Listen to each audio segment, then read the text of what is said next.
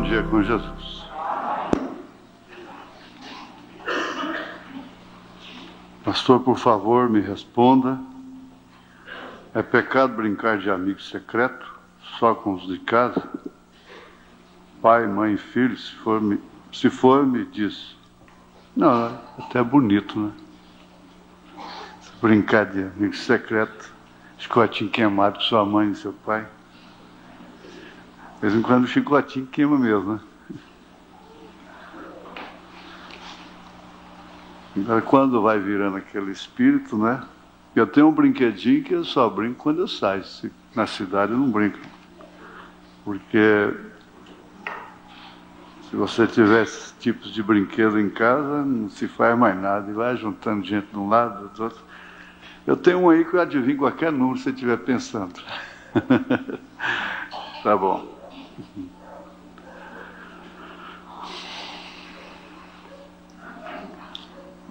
Esse aqui foi bom.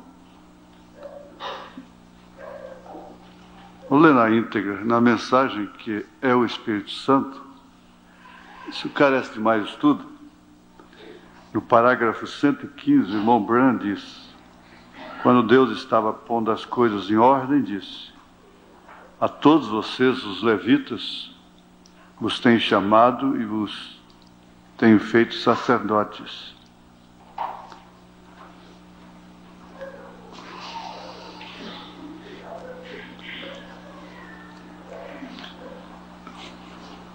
E todos vocês, seus irmãos, os das outras 11 tribos, lhes pagarão os dízimos. Quando obtiverem 10 medidas de maçãs, separem uma medida para os levitas. Quando vocês passarem suas ovelhas através deste lugar, apartem a 10ª ovelha. Não me importa se é pequena, grande, gorda ou fraca. Essa pertence aos levitas. Agora, quando vocês, os levitas, obtiverem tudo isso, então dizimem também ao Senhor. Vocês levarão a cabo a oferta movida e as outras ofertas diferentes. Vocês dizimem ao Senhor. Então pergunto, como é que era feito isto? De que maneira os levitas entregavam o dízimo ao Senhor? E como o irmão Branham entregava o seu dízimo ao Senhor? Responde-me, por favor. O irmão assinou. É simples. Nós somos até ensinados que mesmo os pastores devem ter pastor. O tipo de uma pessoa de confiança ao qual ele consulta nas suas dificuldades, confia sua vida, é particular, faz suas confissões e pede ajudas em um caso que ele não pode ajudar a resolver sozinho. Então a este deve-se dar o dízimo dos dízimos.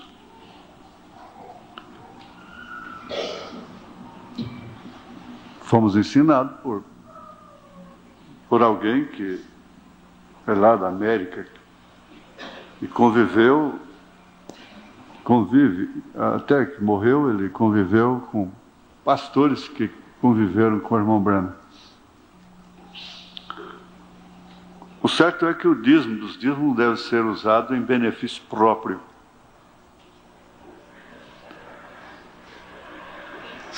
E ele não deve ser ministrado tanto quanto o membro não tem direito, diz o profeta, de pegar do seu dízimo e ajudar uma viúva lá à parte com aquele dízimo. Então ele não deve ser entregue a um pastor simplesmente porque está passando necessidade. Isso é uma questão de direção. Mas ele não deve ser usado em benefício próprio do seu ministério. Os pastores devem dar dízimos dos dízimos. Nosso caixa aqui, quando é feito, já é tirado 10% dos dízimos que entraram, ele é tirado, nós temos uma conta num banco à parte para os dízimos dos dízimos. Esse dízimo, então, é que ele leva uma direção sob minha direção. Essa conta, muito embora o meu tesoureiro assine nela também, movimente a conta, mas eu assino também, e ela é aplicada exclusivamente sob a minha direção, sob a minha administração. Isso aí é o dízimo dos dízimos. Agora, em relação aos dízimos, ele diz que, na verdade, os dízimos são para cuidar da construção, pagar telefone, pagar água, essa coisa toda. Mas aqui se trata de um caso especial, porque então a nossa oferta só não daria para fazer isso. Então o pastor faz dos seus dízimos a oferta. Então deixa, aquilo entra para o caixa e fica sob a administração legal do tesoureiro, da diretoria, mas, contudo, o pastor, ele é o administrador. O administrador, ele não tem direito de comprar certas coisas de certas importâncias sem consultar primeiro o pastor e, no nosso caso aqui, estatutariamente falando, dependendo do valor, ele tem que ter a autorização da igreja, que é representada pelo Conselho Deliberativo. De forma que o nosso estatuto combinou o máximo com as Escrituras, com a mensagem. Não é bíblico, não existe essa questão de estar pondo pastor em eleição todo fim de ano. Isso não existe na Bíblia.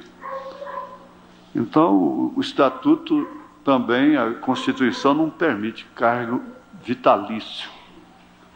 A pessoa não pode ser, um pastor não pode ser presidente da igreja de uma maneira vitalícia. Então, foi uma junta de advogados, estudou isso, e a maneira ficou enquadrada justamente com as Escrituras, porque a qualquer tempo também ele pode ser destituído. Em síntese, é isso aí.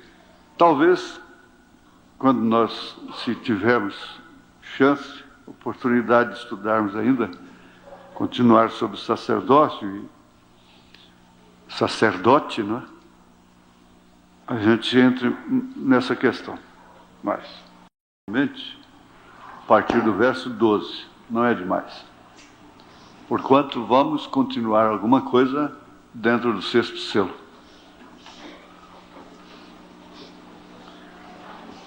E havendo aberto o sexto selo, olhei, e eis que houve um grande tremor de terra. E o sol tornou-se negro como saco de cilício, e a lua tornou-se como sangue. E as estrelas do céu caíram sobre a terra, como quando a figueira lança de si os seus figos verdes, abalada por um vento forte. E o céu retirou-se como um livro que se enrola, e todos os montes e ilhas foram removidos dos seus lugares. Os reis da terra, e os grandes, e os ricos, e os tribunos, e os poderosos, e todo o servo, e todo o livre, se esconderam nas cavernas e nas rochas das montanhas, e diziam aos montes e aos rochedos: caia sobre nós, escondei-nos do rosto daquele que está sentado sobre o trono e da ira do Cordeiro. porque é vindo o grande dia da sua ira. E quem poderá subsistir? Nós te pedimos ao Senhor Jesus para continuar nos abençoando através da tua palavra, porque na verdade a bênção é através da palavra, a bênção duradoura, a bênção eficaz, a bênção que pode atravessar os mares, as tempestades, as ondas. Ela só pode vir através da palavra. Em nome de Jesus Cristo, ajuda isso a tomar mais lugar em nossas vidas. Te pedimos com perdão dos nossos pecados. Amém, Senhor. Amém. Podeis assentar-vos.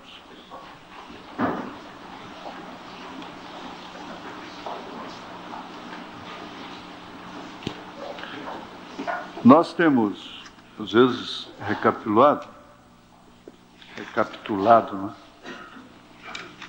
né? Alguma coisa da semana. Eu acho isso importante.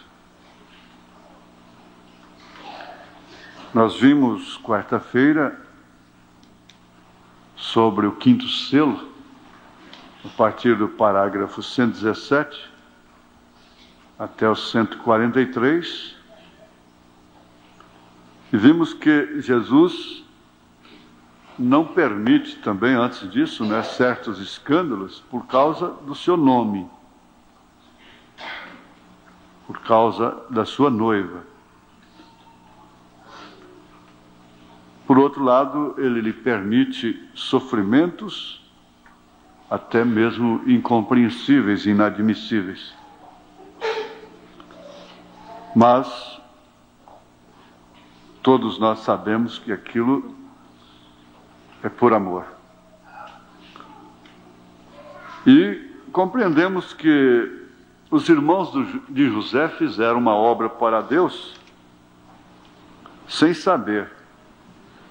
Um ciúme, odiando seu irmão, fizeram com que José fosse parar lá no Egito, daquela forma tão dramática, tão contraditória, para ser o salvador deles próprios. Na sexta-feira, nós tivemos assim um assunto muito importante, pegou aqui a Eliseu, Abraão, Eliseu vendo o exército a seu favor, enquanto o rapaz que comia com ele, viajava com ele, andava com ele, não via. Isso também, ele via só o que era o contrário. Mas quando seus olhos foram abertos, ele então pôde ver o que estava a seu favor. O exército de Deus. Há uma fase, há pessoas que vivem só nessa fase, só vendo o negativo. O irmão Branham disse que lhe oprimia ouvir essas pessoas. As pessoas que só falam em doença, e só vivem queixando, e dizendo que não deu certo, nada deu certo, e sempre um porquê elas têm em sua vida. Sempre de fracasso em fracasso. E elas parece que têm assim um espírito de chamar a misericórdia sobre si dos outros e o fazem manifestando um ar de doente, de vítima e coisas assim. Então, ele disse, me oprime ouvir esse tipo de pessoas.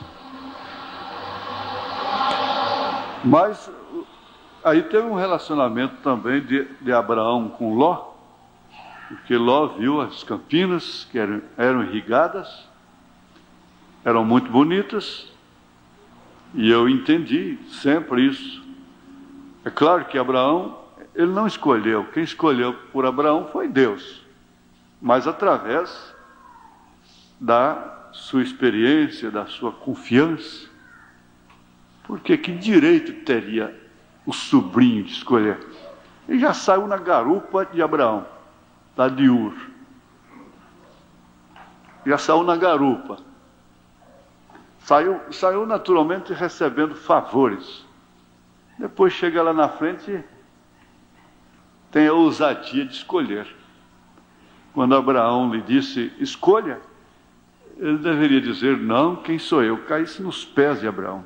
Dissesse, quem sou eu? O Senhor é que há de escolher. O Senhor é que tem o direito de escolher. Mas ele não fez, porque ele tinha que cumprir um tipo. Ele olhou para um lado que parecia com o jardim do Senhor. E Abraão, sabendo que ele era carnal, naturalmente, fica parecendo que as pessoas que são dirigidas por Deus são calculistas, são vivas. Tive um pastor auxiliar, antes da mensagem, dizia, porque sempre Deus me dava, por que não dizer, me dá uma saída, uma coisa assim na hora certa, quando eu penso que tudo está fechado. E ele me acompanhava desde Brasília, e via, ele dizia, o senhor é vivo, hein? O senhor é vivo? Eu falei, não, eu não sou vivo. Quem é vivo é aqui, é ele. Porque eu... Então, naturalmente, nem Abraão calculou aquilo. Mas pela predestinação, ele sabia, o lado que Ló escolher é da carne. Eu vou ficar satisfeito em ir ao sentido contrário. E com isso ele estava escolhendo Jerusalém, peregrinar por Jerusalém. E o crente natural, e até mesmo nós diríamos, está vendo? Que escolha sábia de Ló, está lá governando, já virou governador. Como foi abençoado. E, no entanto, ele julga, ele está servindo a Deus, suas filhas são virgens ainda em Sodoma e Gomorra, já pensou? Ser virgem em Sodoma? O irmão Brana disse que foi num país, numa região de nativos, que a moça que não fosse virgem morria, matada, executa. Ele disse, se for matar todas as moças que não são virgens aqui na América, não vai sobrar nenhuma. Como é que vai ser? O que vai sobrar? Mas elas eram virgens ainda dentro de Sodoma e Gomorra. E abençoado. Prosperou demais, uma mulher muito pia, honesta. E o pobre do Abraão, na terra seca, no deserto, habitando em tendas, sofrendo. Mas mesmo assim ainda teve que ir lá livrá-lo. Ele não foi a Sodoma. Alguém diz, Abraão foi a Sodoma. Não, o rei de Sodoma, os reis de Sodoma e Gomorra saíram ao encontro dele. A Bíblia diz. Como os amigos de Jó precisaram dele para orar por eles, o Ló também precisou do Abraão. E esse mundo está precisando da noiva, esse mundo religioso, precisando tanto que eles ainda estão aqui por causa da noiva. Ela é que detém o mistério da iniquidade. Então é uma coisa muito simples, porém muito profunda, simples para nós que temos os olhos abertos. Isso é certo. Você acha, mas isso aí é tão simples, tão simples? Para nós que já enxergamos, já tivemos os olhos abertos, é tão simples ver o batismo em nome do Senhor Jesus Cristo na Bíblia. É tão simples ver o Pai no Filho. Mas depois os olhos abertos, antes não tem jeito. A coisa da dor de parto. E Abraão estava em todos os aspectos na pior situação. Mas havia uma grande diferença. E eu disse, ele peregrinava por uma cidade chamada Jerusalém. A Jerusalém física, terrena hoje, Diz, mataram o Rei da Glória lá, o Salvador. Sim, mataram. Foi lá que derramou o sangue dele. Mas lá tem uma tumba aberta. Ela está de pé. Como tipo. Ela tem uma mesquita, tipo feminino, no lugar do templo masculino, mostrando a abominação e a assolação no lugar em que não está, que é um tipo da mulher no lugar em que não deve estar. Quando isso for tirado, o templo será levantado novamente. Eles estão lamentando dia e noite, eles vão revezando. É ininterruptamente, 24 horas por dia, eles estão no Monte da Lamentação para Deus remover a mesquita, para assim ser levantado o templo. Isso é muito bonito.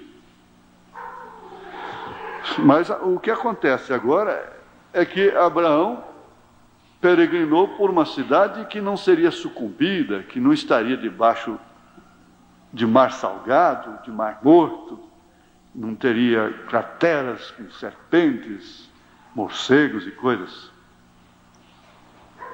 Ele peregrinou por uma Jerusalém eterna. Teve, na verdade, o sacrifício, o seu tipo, mas também teve a ressurreição lá. Em Sodoma nunca aconteceu isso. Jerusalém tinha um cenáculo, do qual eles desceram batizados com o Espírito Santo e logo batizaram em nome do Senhor Jesus Cristo. Sodoma e Gomorra teve um cenáculo de homossexualismo, de perversão, tipificado no Concílio de Nicéia. Eles saíram de lá batizando nos títulos Pai, Filho e Espírito Santo, um verdadeiro contraste com o cenáculo de Jerusalém. Quem dirigiu o pacto de Jerusalém foi o Espírito Santo. Lá em Nicéia, 325 anos depois de Cristo, foi a política, foi Constantino, foi a política religiosa, foi o paganismo, herdando esse 25 de dezembro aí, falso, essa bolacha redonda da hóstia. Então você vê o contraste de lá até aqui. E não é demais repetir que neste selo nós vimos que a noiva não clama por vingança, não leva. Estou vendo alguns irmãos, eu sei, nós vamos chegar lá, vai resolver tudo. Mas vocês não ficam presos em coisas. Quando diz assim, você fica esperando o outro se desprender. Diz, não, ele ouvindo uma mensagem dessa, ele larga aquilo para mim. Mas se for injusto, cuidado, hein? Se for injusto, cuidado, ele vai deixar, porque ele é um cordeiro, ela é uma cordeira, mas cuidado. O que é dele, o que é dela é dela, o que é do outro irmão é do irmão. O que é seu é seu. Mas se quer tomar a túnica, então dê também a capa. Se quer fazer, obrigar, e assim por diante. Jesus ensinou assim. Quem toma prejuízo é quem ganha. Quem ganha é quem leva o prejuízo. Então, há determinados assuntos que só podem ser resolvidos lá no trono branco. Porque se vocês não podem chegar a uma conclusão aqui, conforme 1 Coríntios capítulo 6, então vocês estão apelando pelo Supremo. Vai para o trono branco. Aprendemos que nada é permanente aqui, nem a dor, nem o prazer. Tudo passa. Lá sim é permanente. E que Abraão é herdeiro de todas as coisas. Agora, nós vamos voltar aqui ao sexto selo.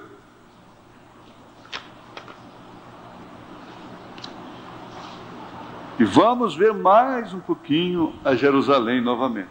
Vejam, a partir do parágrafo 132. O profeta diz: Vejam, a Bíblia diz, ali eles o crucificaram, em Jerusalém. Estas são umas palavras mais sobressalentes. Ali. A cidade mais santa de todo o mundo. Não tinha sodomismo. Eles apedrejavam, eles matavam. A gente mais santa de todo o mundo. A pessoa mais importante de todo o mundo. Então foi isso, esse conjunto de coisas que crucificaram, de pessoas, de sistemas, que crucificaram a Cristo. E deu-lhe a morte mais cruel de todo o mundo. Mas nós já aprendemos, tudo em função de Deus voltar-se para os gentios. E que quando, ou assim que Jesus foi crucificado e ressuscitou, então ele comissionou: ide, ensinai as nações, batizando-as em nome do Pai, do Filho e do Espírito Santo. E você tem um outro versículo, a gente pensa que Mateus 28, 19 é isolado, mas não é. Tem Lucas que combina com ele. São Lucas, aqui parece que é o último capítulo. São Lucas, é o último capítulo, São Lucas. Capítulo 24. No verso 45, então abriu-lhes o entendimento para compreenderem as Escrituras. E disse-lhes: assim está escrito, e assim convinha que o Cristo padecesse, e ao terceiro dia ressuscitasse dos mortos, e em seu nome, veja, Mateus 28, 19, em nome do Pai, do Filho e do Espírito Santo. São Lucas já escreveu, e em seu nome, porque Jesus disse em nome, ele não disse em nomes. Pai não é nome, Filho não é nome, Espírito Santo não é nome. Pai é Senhor, Filho é Jesus, Espírito Santo é Cristo. Há uma só pessoa na divindade.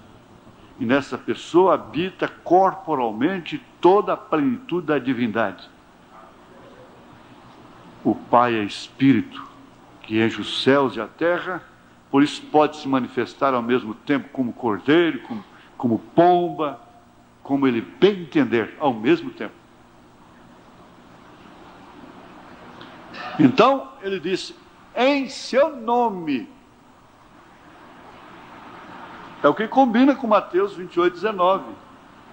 Esquecem de São Lucas 24, verso 47, é tanto Bíblia quanto São Mateus. Em seu nome. Às vezes nós temos irmãos que ainda não tinham visto isso, que estão nos visitando.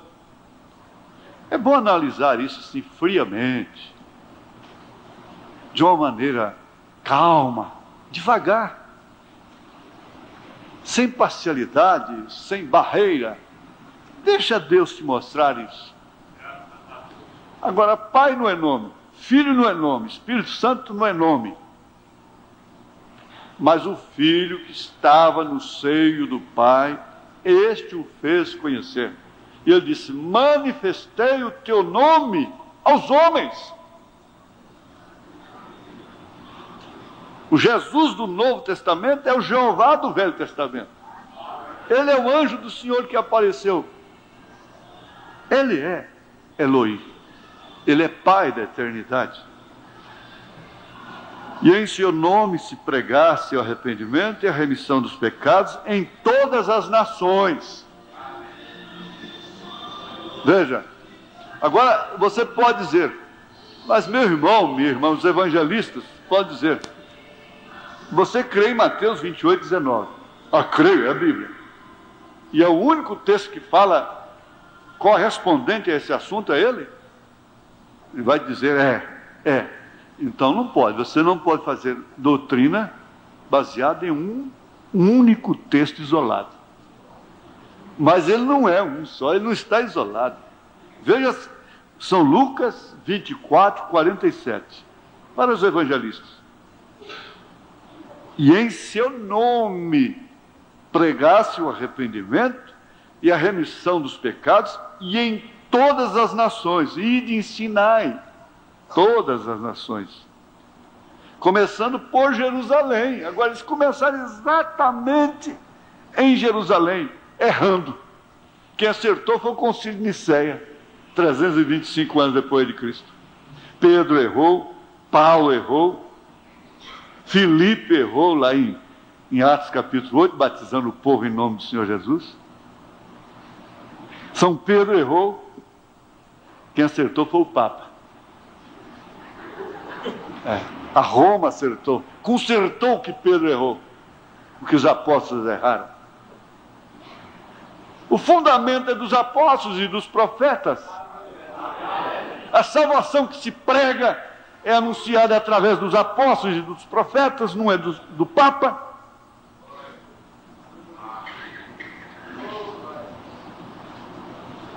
Por isso, meu irmão pentecostal, principalmente, você tem que sair, sai dela. Está na sua testa, 3 pessoas distintas. Está na sua testa. Você já está marcado se você não tirar isso, para adorar a besta. Começando por Jerusalém. E destas coisas vós sois testemunhas, e eis que sobre vós envio a promessa de meu Pai. Veja, ficai, porém, na cidade de Jerusalém, até que do alto sejais revestidos de poder. E esse poder, esse Espírito Santo errou, não sabe qual é o nome do Pai, do Filho e do Espírito Santo. Por isso Pedro disse em Atos 2,38, arrependei-vos e cada um de vós seja batizado em nome do Senhor Jesus Cristo, para a remissão dos pecados. Para que recebeis o dom do Espírito Santo. Isso é tanto para a Judéia, para Samaria e até os confins da terra. O Espírito Santo errou. Como alguém me disse, um reverendo, eu prefiro ficar com Jesus do que com Pedro. E eu perguntei para ele, com quem que Pedro ficou? Mas está certo, vamos adiante.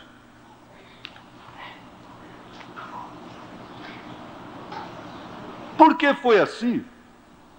A gente mais religiosa, completando o pensamento, ele deu essa ordem para que o evangelho viesse para os gentios. Paulo foi o apóstolo para os gentios. Paulo nunca foi em Roma, é uma mentira. Quem foi para Roma foi Pedro. Aliás, obrigado. Pedro nunca foi a Roma, que ele era apóstolo da circuncisão. Quem foi a Roma foi Paulo. Lá eles cortaram o pescoço dele, como matou a todos os santos. A gente mais religiosa da religião maior, e por si, a única religião verdadeira em todo o mundo, foi aquela que crucificou a Cristo. E assim que o fez, ele virou as costas para tirar a sua noiva gentílica, como aconteceu com José lá no Egito. Mas, o irmão Branham pregou, eu acuso esta geração por ter crucificado o Filho de Deus novamente. Crucificaram a palavra, rejeitaram a palavra. Então o que acontece? Deus vira as costas para os gentios, a hora que acontece isso, como foi lá com os judeus, então o galho do zambujeiro que foi enxertado no lugar do galho da oliveira, vai ser cortado e enxertado novamente o galho da oliveira, porque ele volta a tratar com os judeus. E se vocês querem saber de uma coisa, o juízo já caiu sobre a terra, o juízo temporário. Eu tenho vídeo de pastor pregando já de bermuda, camiseta,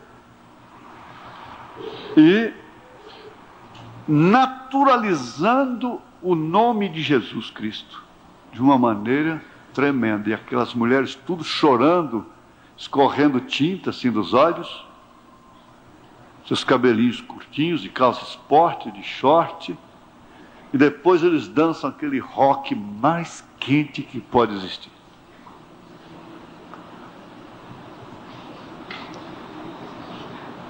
E quando ele está pregando, se você não tivesse essa luz aqui, você seria enganado. Porque que unção, como prega? Prega muito mais do que muitos pregadores da mensagem. Muito mais. Por isso você não pode se levar pela eloquência.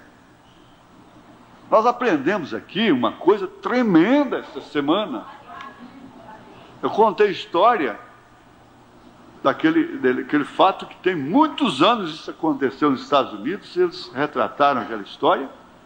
Aquele pastor que não passava de um mercenário, mas ele tinha uma vida pregressa comprometedora, ele tinha um caso com uma mulher. E ele então foi legalista, ele queria fechar tudo quanto é bar e boate e aqueles lugares chamados de bordéis. Então o que aconteceu? Ele incitou a cidade, o povo, contra as autoridades, o capitão, o delegado, e eles tiveram que dar cobertura a uma marcha dele, com uma machadinha. Ele tinha uma machadinha, seus homens tinham machadinhas na mão.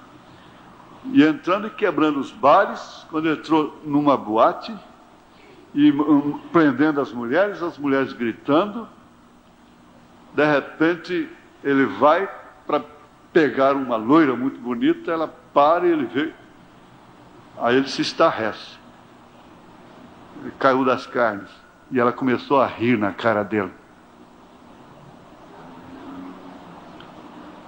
Foi nada não. Ele suspendeu na mesma hora, ficou mansinho, mandou soltar as mulheres, falou: capitão, solta as mulheres, já chega esse aperto, coisa e tal, não prende ninguém não, e foi embora e continuou o seu trabalho. Mas de repente, não sei se é o pai da esposa dele, chega,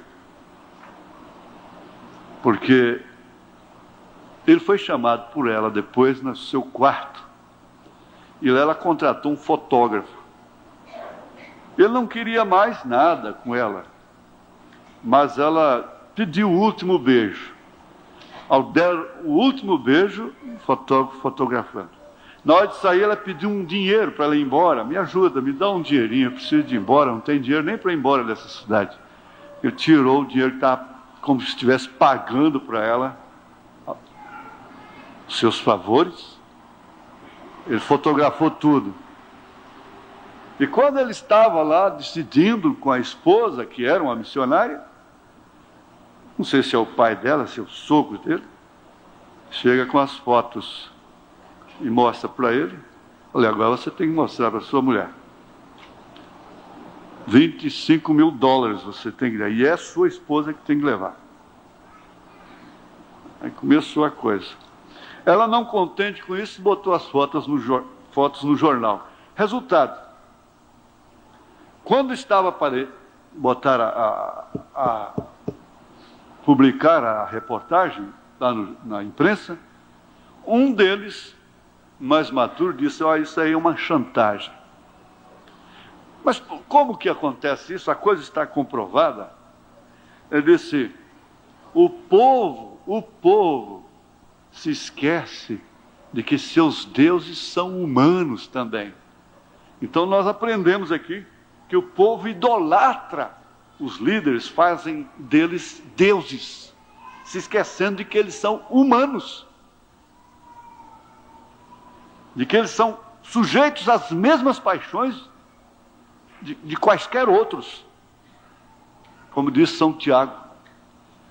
E no selo aqui nós vimos como eles idolatraram o Papa, fizeram dele um Deus, esquecendo-se de que ele é humano. E por isso, de vez em quando, eles têm que morrer um.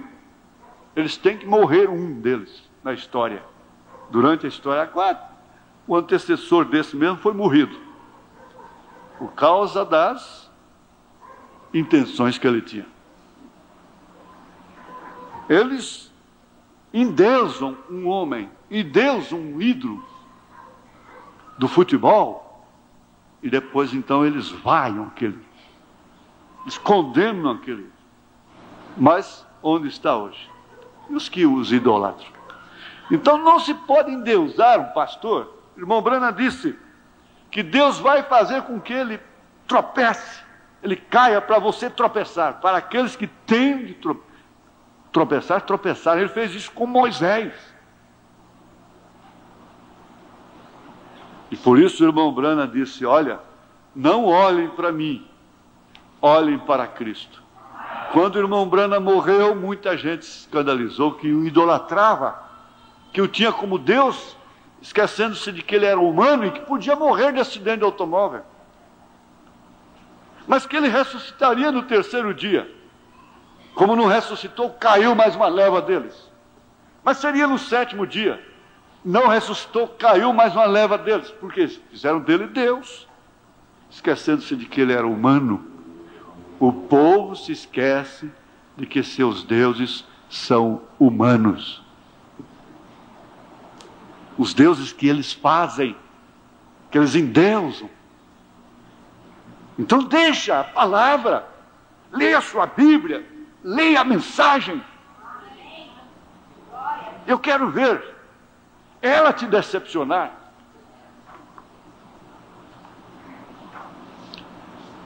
Não, está bem. Deus vai te considerar por respeitar um ofício de um homem, porque ele próprio obedeceu, respeitou o ofício que ele pôs em Moisés. Ele não levou em conta os fracassos de Moisés, diz o profeta, mas sim o que era o seu coração. E ele disse: se você não pode respeitar ao homem, respeite o ofício que está no homem, e Deus te abençoará. Isso é outra coisa muito diferente. Mas está aqui, irmãos. Eu falo assim: eu vou fazer um estudo corrido, mas não tem jeito. Não tem como. E o gostoso é esse mesmo, né? É conversar.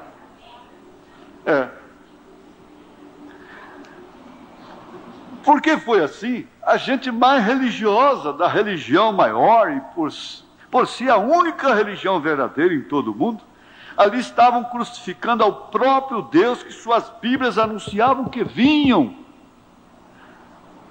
porque não podiam vê-lo. Esses estudos fazem com que nós sejamos mais agradecidos.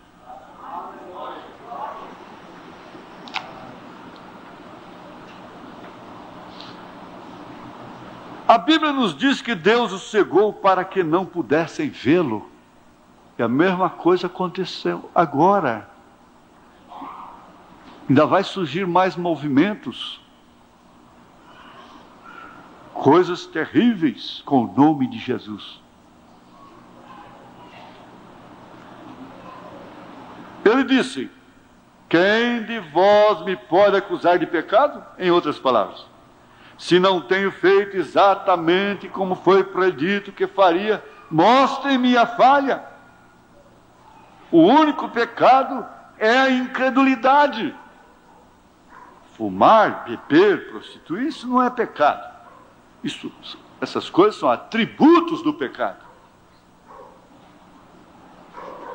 Ele fez tudo exatamente como Deus havia ordenado, porém eles não puderam vê-lo. Não tiveram como vê-lo. Eles matariam pelo Messias, eles morreriam pelo Messias.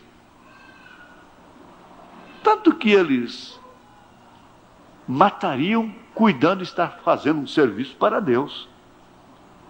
Eles sempre foram fiéis em suas convicções. Eles não tinham um profeta dentro da linhagem deles, porque o profeta precursor saiu fora da linhagem, começando pelo nome que não tinha no Velho Testamento. Eles dizem: escuta, onde é que está o nome de Brana na Bíblia?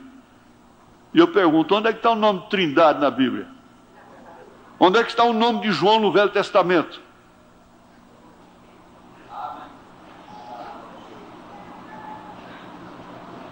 O ministério dele está na Bíblia, agora o nome dele não. O ministério de João estava lá em Malaquias. Estava profetizado muito antes. Tanto que eles não sabiam qual era o nome que colocavam, não podia sair da linhagem. Deram uma tabinha de escrever. Zacarias, que tinha ficado mudo. Zacarias mesmo? Pior que escreveu lá o nome do menino, isso é João. Não foi para a linhagem deles, foi para o deserto comer gafanhoto com mel. Eles não podiam crer naquele.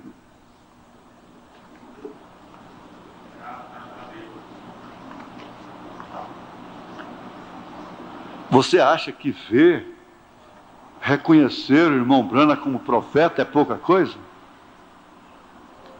A minha neta está envolvida nesse sistema avivado, denominacional, coitadinha. Ela disse: vô, a dificuldade é aquela foto do irmão, o senhor pôs lá do irmão Brana e de Jesus. Eu falei: olha, e contando maravilhas, e que uma árvore floresceu no Monte das Oliveiras, e tem um monte de, quanto é nome, um monte, Muros de Jericó, Monte da Oliveira, não sei mais o que eles inventam.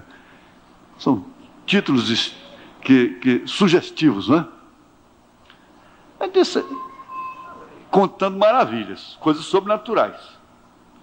Eu disse: engraçado, deixasse que um desses líderes aí tivesse um desafio, e quando fossem fotografar, fossem muitos fotógrafos, e todas as fotos queimassem, escapasse só uma com uma luz na cabeça dele. O que vocês não fariam com essa foto, hein?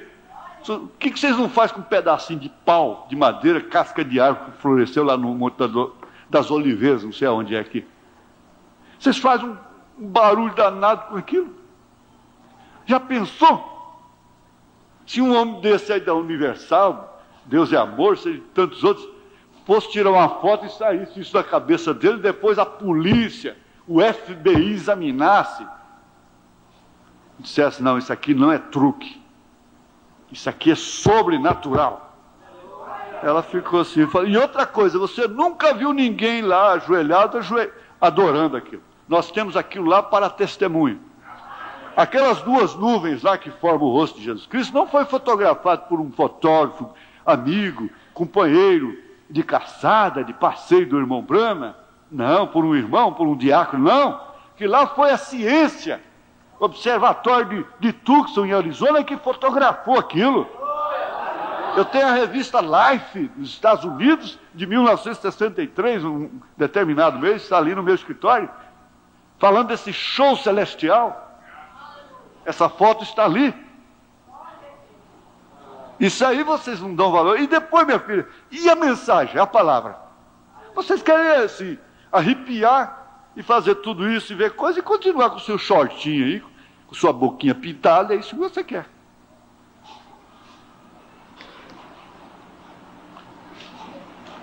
O único pecado é a incredulidade na mensagem. Na mensagem da hora. É o pecado que existe. Eles não têm dificuldade para crer na mensagem de Lutero, porque é justificação pela fé. Eles não têm dificuldade para crer na mensagem de Wesley. Eles não têm dificuldade para crer mais nos dons que Jesus. Eles não falam Jesus mais, não. Jesus. Jesus, é a maneira carioca. Jesus, e Jesus fez isso para mim, Jesus fez aquilo, Jesus fez aquilo outro, e Jesus vai abençoar meu casamento com ele, um homem falando isso, e Jesus vai abençoar o meu casamento com ele, porque o meu pastor vai orar por mim, por nós, é ele que vai fazer o nosso casamento, e Jesus vai abençoar. Olha, o que está faltando mais, gente? Não é para acusar, não é para criticar, não é para dar valor só no que você tem, só isso, só para reconhecer, só para isso.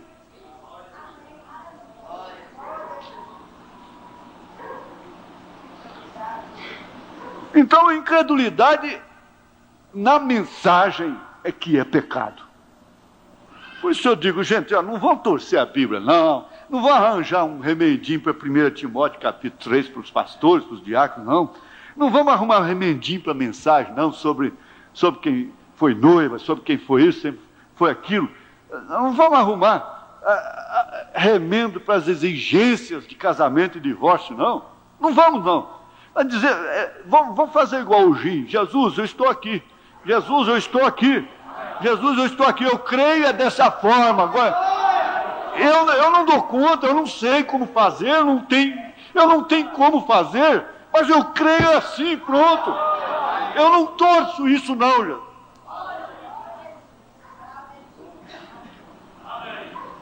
Agora, quando começa a dizer mais, porém, todavia, isso, aquilo, outro, e arranjando suas próprias interpretações, a coisa vai mal.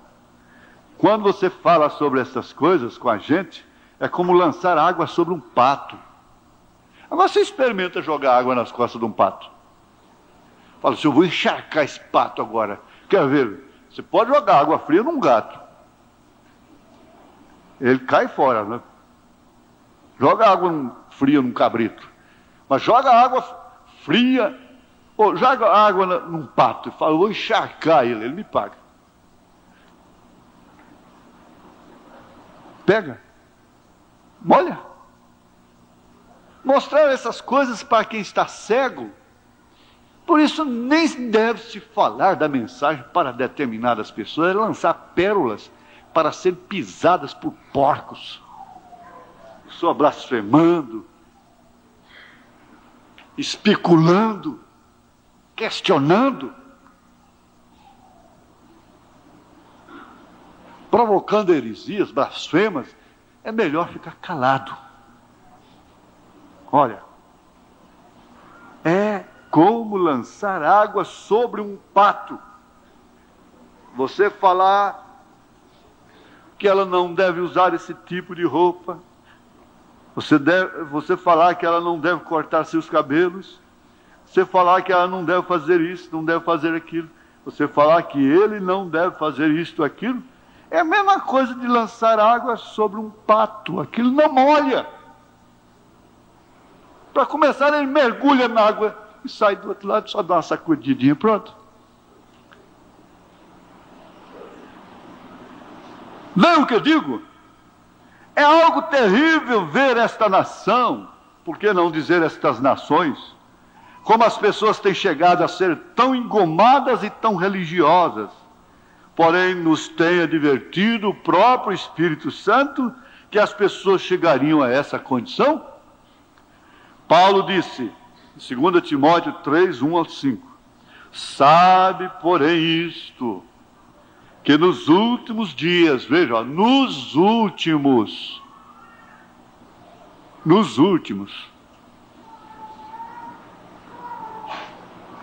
outro dia um rapaz estava gritando, gente, nós estamos há 5 anos do ano 2000 e ainda fazendo essa injustiça com a gente.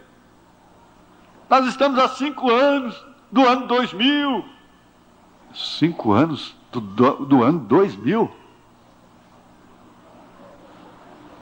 Eu disse aqui até um Otávio pode chegar lá ainda. Sabe, porém, isto, que nos últimos dias,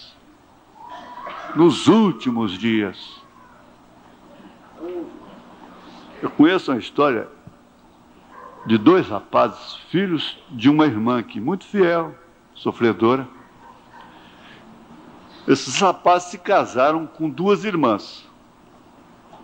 Irmãs de sangue, não é 2 irmãs da igreja, não. Eles não são da igreja. Elas também não. Então, vamos dizer, a Marieta é irmã da Tiburtina. O Roque é irmão do Felisberto. Então, o Felisberto casa com a Marieta e o Roque casa com a Tiburtina. Quer dizer, 2 irmãos de carne são concunhados, entenderam? 2 irmãs são concunhadas. E eles moram juntos. Só não mistura a cama, mas o resto é tudo. Então eu fiquei sabendo, achei até bonito aquilo. Diz que é uma carteira só que existe na casa. Eles têm uma indústria, só tem uma carteira. Ela pega dinheiro, vai fazer compra, a outra pega dinheiro, vai fazer compra, ele pega o dinheiro, vai fazer compra, vai fazer o que for, e vai lá na carteira e pega o dinheiro, e assim por diante. Na maior harmonia. Isso é, dentro de 1 milhão de famílias, pode-se contar um caso desse, não é? Acredito que é 1 milhão por um. Eu nunca tinha visto falar isso, mas como eu tenho um vídeo bonitinho para fazer trabalho para as crianças, do gatinho com o cachorrinho. Mas que coisa, gente, esse gatinho saiu brincando e caiu dentro de um cestinho que estava dentro d'água, e o cestinho foi rodando, foi embora para o rio afora, e o cachorro dá tudo que pode para salvar esse gatinho. E sofre, coitado, e vai correndo na margem do rio, e vai de lá, e vem o urso para pegar o gatinho, e ele atravessa no meio, e sofre terrivelmente. Antes eles brincam demais. Eles brincam demais. Quer dizer, gato com cachorro. A primeira vez que eu vi isso foi lá na beira do Água Limpa. Chegamos lá, o fazendeiro, o retireiro lá, falei, a gente pode acampar aqui, né, seu Inácio? Pode, coisa e tal. E um gato brincando com um cachorro lá. Falei, mas que coisa, desde criança a gente briga mais do que gato e cachorro. Briga mais do que gato e cachorro. Como é que pode? Aquilo é uma coisa sui generis, não é? Ninguém presta conta um para o outro, ninguém está dizendo, olha, aquela maior paz, diz que aquela calma, aquela tranquilidade, não tem ninguém pedindo nota fiscal. Escuta, você dá 3 quilos de arroz, outro dá... Não, você tem que dar 5. Não, eu paguei isso, eu paguei aquilo. Não. É a mesma coisa de viajar, pescar com essas vacas desse jeito assim, já sai cansado daqui, viu? Só de fazer conta, viu? Vai descansar, mas já sai estourado, de tanto fazer conta para dividir as coisas. Mas é isso mesmo. Então, dias trabalhosos. Nós estamos nos últimos dias. Sobrevirão tempos trabalhosos, porque haverá homens amantes de si mesmos. Não é, a pessoa tem que ter amor próprio, mas não ser um amante de si mesmo. O amante toma um sentido contrário. Você vê que um casal não deve ser amantes apenas. Eles devem se amar. Amantes parece que dá assim uma noção de uma coisa que é uma aventura, uma coisa assim, não é? Então, amantes de si mesmos, avarentos, aqueles que não comem a unha porque dói, presunçosos, soberbos, blasfemos,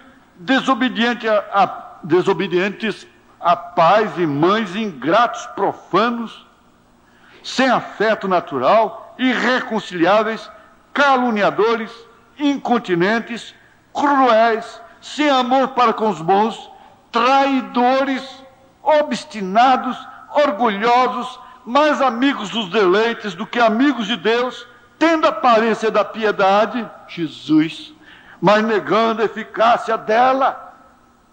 Destes afasta-te.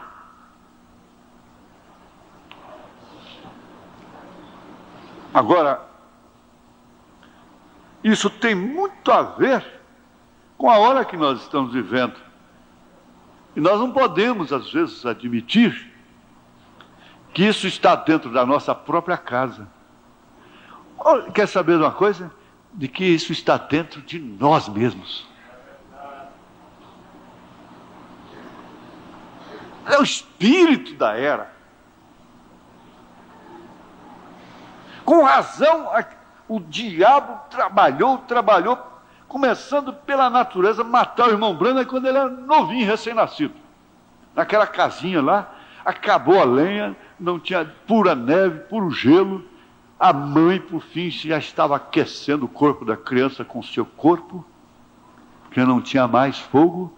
E aquele vizinho não viu mais fumaça, se incomodou e foi lá. Ela já estava pronta para morrer, mas aquecendo o corpo da criança, que tinha uma luzinha sobre sua cabeça, vista a olho nu por muitas pessoas. E sempre trabalhou contra ele, explodiu um rifle na cara dele, abelhas africanas tentaram matá-lo, touro matador tentou matá-lo, comunistas com infravermelho, arma que atira à noite, nas costas dele, Deus não permitiu. A própria filhinha, Rebeca, uma fase da vida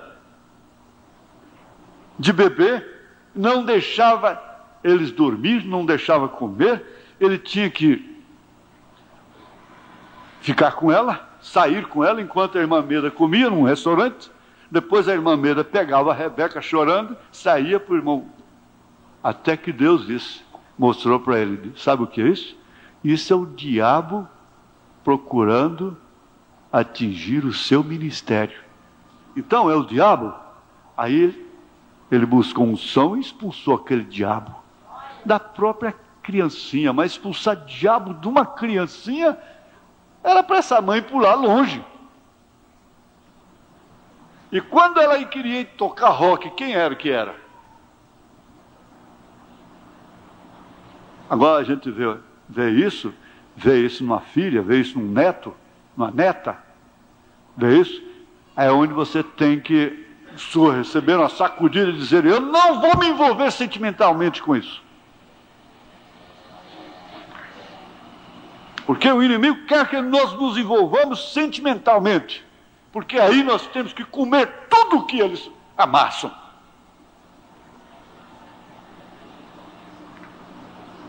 Essa é a verdade.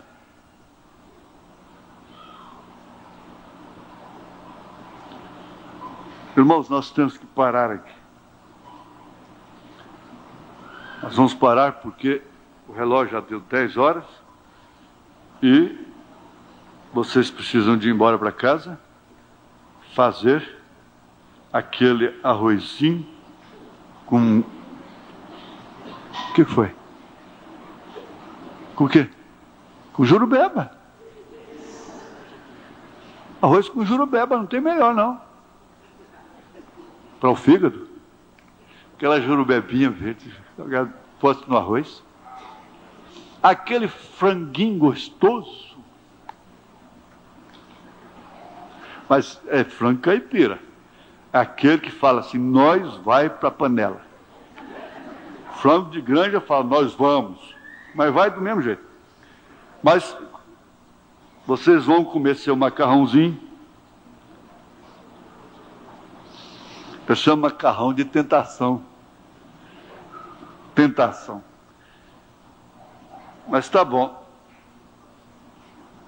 Uma vez conscientes dos dias, do tempo em que estamos vivendo, nós passamos até a perdoar a nós mesmos, sabe? Quanto mais aos outros. Porque a condição do tempo. Estava vendo o irmão Brana falar para aquele ministro, Ele chateado disse: irmão Branham, eu não consigo orar mais como eu orava. Eu disse: meu filho, o avivamento passou. Em outras palavras, você tem que exercer fé na palavra. Você tem que exercer fé na palavra. E como nós somos muito difíceis, muito cabeça dura, às vezes Deus tem que nos levar através de circunstâncias difíceis e até horríveis às vezes, para cairmos naquele lugar certo. Foi assim lá no deserto e não é diferente aqui no nosso mundo. O Senhor vos abençoe, em nome de Jesus Cristo.